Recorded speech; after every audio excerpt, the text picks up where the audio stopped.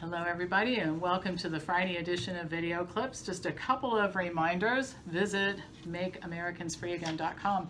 We have some new stuff on there on that site.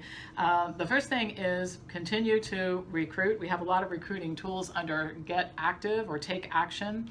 We have cards that you can pass out. We have sample emails and things that you can post on social media. We've got our flyer posted there that you can put in shop windows of shops and things of that nature, and a list of instructions, 10 ways for each of you to get 10 people to join Make Americans Free Again. So go visit.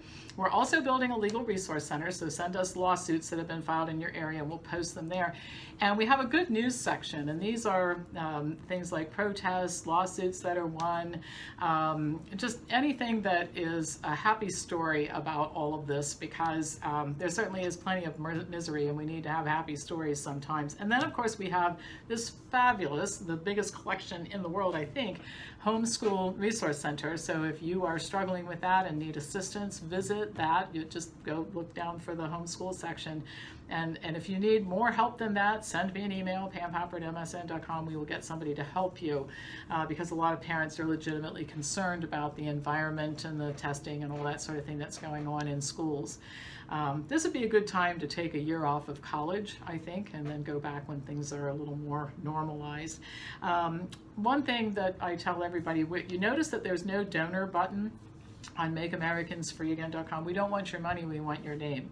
And one of the reasons is that we don't want to take money away from other organizations that are doing great work in specific issues, like Peggy Hall's group that works on the mask issue, and many other groups out there that are doing great local work. We do not want to interfere with that. So if you're contributing money, give it to them. We want your name, and we want you to go out and recruit. That's what we need, because we're amassing a big voter base there.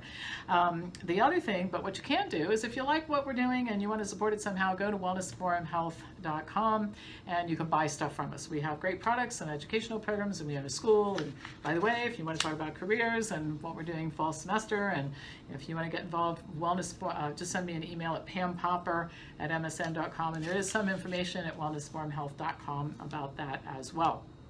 So let's go on ahead and get started. I'm going to talk about some consequences, stories from people, and some other interesting things, a little bit about the resistance. We'll try to finish on a happy note, because some of the stuff is pretty depressing when I start telling you what's happened to people. So here goes the first one. I put my mother in Edison Christian Nursing Home in February. I left for a long-awaited trip to Israel a week or so later. When I got home, the nursing home was quarantined due to the flu. As soon as they got over that quarantine, they were shut down due to COVID-19. So to make a long story short, I was not able to see my mother until a couple of weeks ago, when they allowed me a supervised visit after 5 months. She suffers from vascular dementia and Alzheimer's, plus a long history of mental illness. She's 80 years old. When I went to schedule my next visit with her, I was told she does not meet the criteria for outside visits as set by the Department of Health and Human Services. I understand that Edison needs to comply with the state. However, I don't have much time left with my mother, as her disease will eventually cause her to forget who I am. There are many others in the same situation, and I feel it's elder abuse to keep people from their families during their last days on earth. What is the harm in letting people have a supervised visit outside 6 feet apart with masks on, so they can have eye contact and talk while the weather permits? What kind of a life is it to live being cut off from your loved ones? My mother's getting worse every day, and the family feels that it is lack of family visits that is causing her to deteriorate. By the way, Mom can no longer use her phone for FaceTiming, and the window visit I had only upsets her more, and she cried the whole time, which made me cry. She could not hold her phone right and kept tugging at her mask. I'm writing to whoever will listen, because I only have a short window of time before we're quarantined again due to the flu or a second wave. Snow will be here before we know it too. I know I'm not the only person going through this. It feels as if the state and medical profession have taken over my mother, and this is very scary to us. And I talked about this yesterday. Here is a poor woman with dementia who doesn't understand what's going on and why her daughter's on the other side of the window. And you know, older people don't know how to use phones and tablets and that sort of thing, particularly if they have dementia and Alzheimer's disease. This is cruel and unusual punishment. All right, here goes another one. My mom was hospitalized 2 weeks ago due to a serious viral infection that caused her to have seizures. She lives with my dad in California's Central Valley, one of the hot spots for the virus. For months, both her and my dad have suffered anxiety. They've missed seeing their friends regularly and doing things such as going to church. I think honestly it all may have gotten to my mom. She has a fragile immune system, and I think the stress just may have gotten her, but I'm not a doctor. Her worst nightmares have taken place since she's been deprived of her family and God.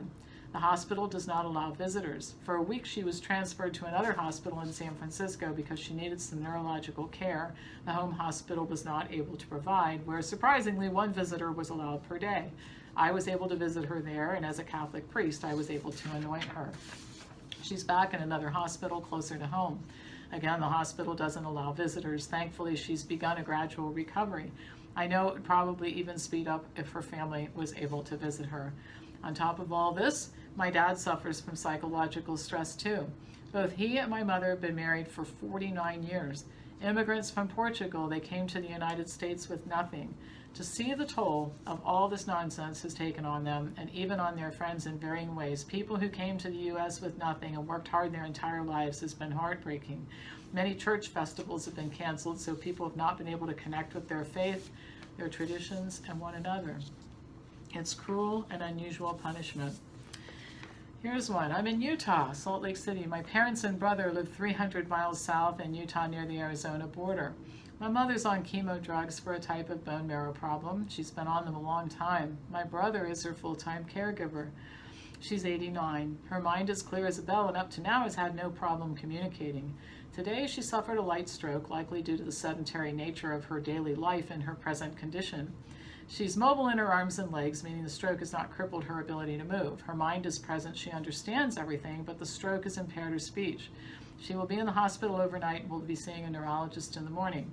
My brother has a very close bond with her and is now being prevented from visiting because the hospital has a no visitor policy.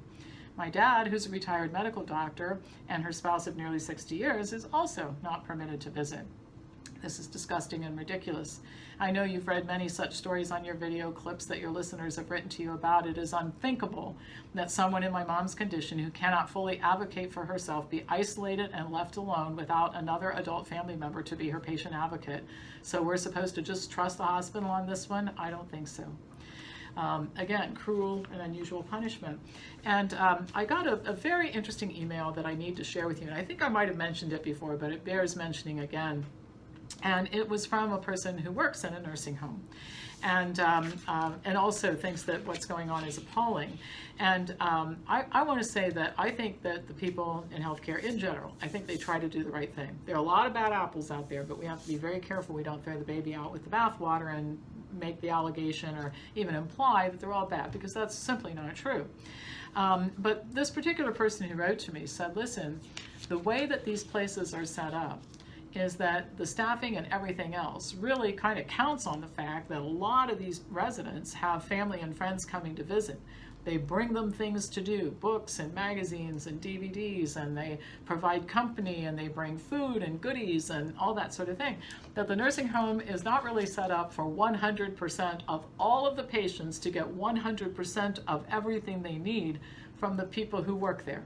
Now, there are a few people in the unfortunate situation of not having family and friends nearby, but the vast majority, or a good percentage, I would say is a better way to say it, do have family and friends nearby, and the nursing home staff can be much better in terms of allocating their time and resources if some of what needs to be done for these people is done by family and friends. And also, I think we all know that both in a hospital situation and a nursing home situation, that one of the ways that we've all ensured that our loved ones get good care is being around to watch what's going on. I know when my mother was going through rehab after a shoulder surgery, my father, my sister, and I, and my cousin, there was somebody there every day, most of the day, actually. My dad kind of almost moved in there when she was there. And we thought that that was an important part of her care. Health care isn't just all about, did you do your shoulder exercises today? You just can't reduce it to that. Healthcare is about the totality of how a human is living during the healing process, and we're completely ignoring that. Now this is appalling, what I'm going to share with you next, and it's a consequence. So this person writes to me and says that the individual has always had a great time at the library, that the branch close to the house is very inviting, and they have lots of activities, and regular patron of the library, which is supported by tax dollars. I might tell you before I read what happened. So this is a person who cannot, for medical reasons, wear a mask. And this is the letter that he received from the library. On 2 separate occasions while at the Lee Road branch, you have flagrantly disregarded our policies by not wearing a mask. On June 26, you would not open your trunk in order to receive curbside service. Your behavior is an obvious violation of our code of conduct and will not be tolerated. We are immediately evicting you from all 4 of our branches for 1 month. You will not be allowed to visit any of our branches until after September 10th, and then you must first meet with Safety Services Manager Kevin Eccles and myself before your privilege can be restored. If you attempt to visit any branch before then, you will be reported to the police as a trespasser. This eviction also includes calling any of our branches. Excuse me? More people working on the taxpayer dime who don't understand. You have a job because we pay taxes. And I'm keeping this. I have a list I'm keeping of all the despots I've heard about. And I have a very long memory. People who know me would tell you that. One of these days, when we get free from tyranny, we're going to go after some of these people who shouldn't be employed. They should not be in any form of public service, meaning getting paid by taxpayer dollars. This would be a great collector for the IRS. Would have been great working for Hitler. I mean, and what would have been terrific for Chairman Mao. Chairman Mao killed 70 million of his people. This kind of behavior, oh my gosh, this guy would have been, this person would have been a wonderful addition to Stalin or the government of Mao in China. Fidel Castro would have liked this individual. Just appalling. All right, so now let's read about some happy things that are going on. All right, so enough of the, it's just depressing, but we have to talk about it. This is life in America right now. What I'm talking to you about is life in America. It's not the way I thought life in America was supposed to be, but it's the reality we're living with now, and trust me, this is not the new normal. It's not the new normal. And you out there who think that you've established it, you've got another thing coming. Trust me on that. More later. All right, so I took my 2 daughters to play at Planet Obstacle today. Cashier insisted on the masks for my 11 and 8-year-old girls. I got the manager and I asked if he was willing to accept the liability and responsibility for my acting upon his medical advice and having my daughters wear masks while playing in the event that either of them should collapse in an unconscious state, since he required us to act on his medical advice, wearing masks without knowing their medical conditions and without any medical examination. I also asked if he had insurance to cover this type of scenario and if a licensed physician was on site. I watched his eyes glaze over and he politely accepted my money and issued the children wristbands to go play. Interesting way of handling it. You can do with that what you will. This is a happy thing. A judge ruled late Friday afternoon a couple weeks ago that Grace Community Church in Sun Valley, California can continue hosting indoor worship services and does not have to adhere to any attendance caps or bans on singing. We all know how dangerous singing can be, so it's good the court gives these people permission to sing risky activity. California megachurch pastor John MacArthur filed a lawsuit against Gavin Newsom and other state officials over ongoing restrictions for churches among the pandemic. In the filing, what he basically said was that the emperor had, they didn't put that in the filing. That's my term. I'm so proud too, because I started calling these people emperors and empresses, and everybody's now calling them that because it's such a better title than like a governor, right? Well, anyway, the emperor sought to prohibit people from exercising their constitutional rights to assemble and worship. And he said, in response to the ruling, the pastor said, "I'm very grateful the court has allowed us to meet inside, and we're happy for a few weeks to comply and respect what the judge has asked of us because he's allowing us to meet." And they are asking for social distancing, and the church never really wanted to violate that. They just didn't want to be harassed and shut down for actually holding a service and singing, right?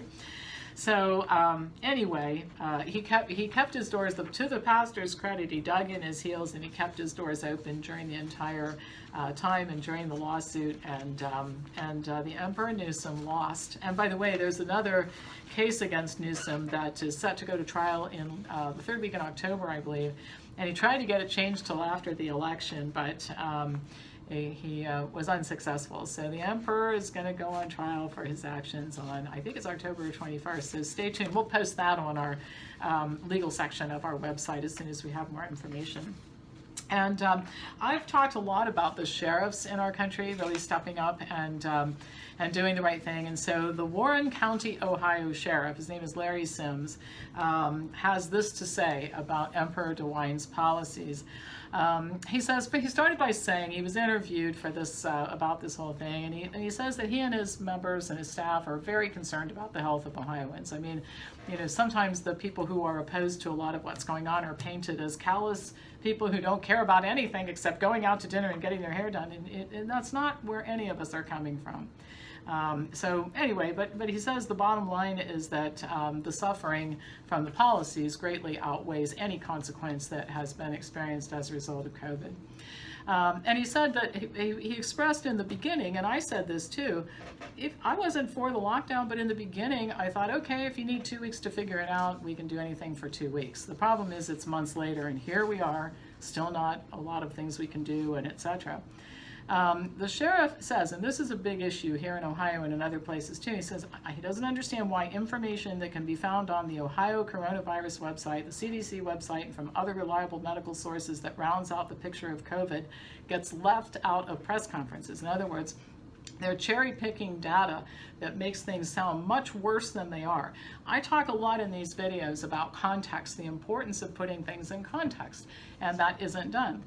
He said, we're seeing only the fear side of this issue. It began with crazy high numbers. The first few weeks we were being cautious, but looking at what was happening. Within a few weeks we saw real numbers, and it should have been apparent to a lot of people early on. But a lot of people trust the governor, the government, and what they're being told. Many people don't do their own research.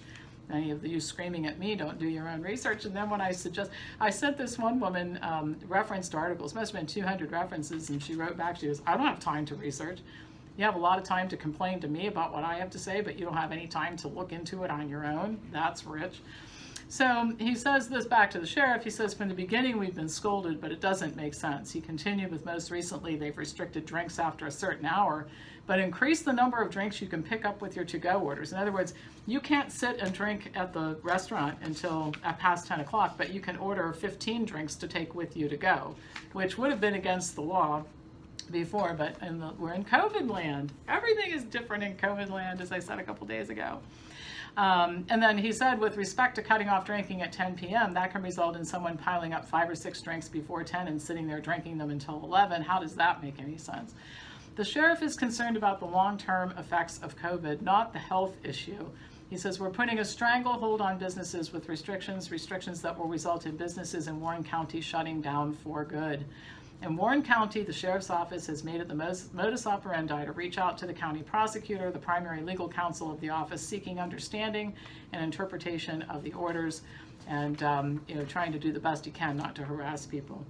Sims indicated that if the health department found someone in violation, the department could file an action with the court. If the court issued an order, then the sheriff's office would be responsible to serve and execute. He says that the department has been outstanding and phenomenal people, working with businesses to get them reopened and not being heavy-handed, but their orders come from above. And then he went on to talk about how the testing is a problem, and in fact, I told you the auditor of the state of Ohio and many other auditors are collecting stories of you signed up to get tested and you got a positive result back without ever having been tested. Go to the state auditor's office website, Keith Faber in Ohio, and you can file your report. They're looking into this, and so are many other state auditors as well. And then he goes on, this is the most important part of it, in my opinion. He says he doesn't understand how Warren County is assigned a code orange threat level, giving the area's COVID numbers. He said Warren County has recorded 1,962 cases during the whole thing. As of August 18th, 79% are counted recovered. This leaves 407 people positive in a population of 230,000. More perspective on that number, in the last 14 days, the county has seen 10 hospitalizations involving COVID, and it's not sure that they really are COVID or that they're there for knee surgery and got a test, right? It's hard for me to see the justification in these policies when you see the real numbers. He says, what is the end game here? Is it zeros across the board? Whatever it is, I hope we know, and it's here soon. And I think that begs the question, what is the end game? Nobody can test positive for the flu while you're knocking on doors and using fake tests. Is that the end game? We have to have zeros? I mean, it's never going to happen. They're never going to let us go. So we have to take matters into our own hands. MakeAmericansFreeAgain.com. Go register, get your friends, go to the Take Action site, download the stuff, get busy. We have to organize. We do. We have to be organized. We have to address this. All right, that's all for today. It's all for the week. As usual, pass this on to people who you think would enjoy watching it. My email address is pampopper@msn.com. Participate in our conference calls. Buy stuff from WellnessForumHealth.com. Lots of great information posted there too. Be back to you next week with more news.